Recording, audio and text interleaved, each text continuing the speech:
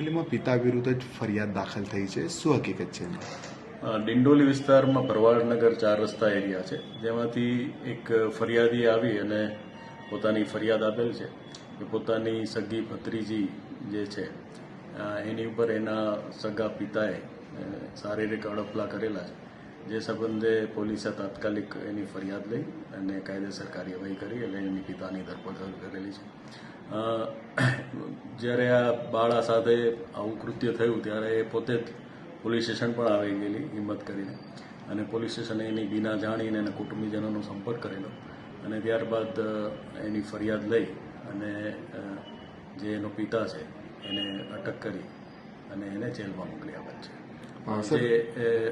આ જે છે બાળા છે એની સાથે એની માતા હાલ એના વતન ગયેલી હોય ને એનો ગેરલાભ લઈ અને પિતાએ આ કૃત્ય કરેલું હોય એવું તપાસમાં ખુલવા પામેલ છે. સર, બાળા કઈ રીતના ડિપ્રેશનમાં હતી અને કઈ રીતે હિંમત કરી કે યુનિફોર્મ સાથે પોલીસ સ્ટેશન પહોંચી ગયેલી? બાળા છે એની સાથે અઠવાડિયા પહેલાં પણ આ રીતનું કૃત્ય થયેલું.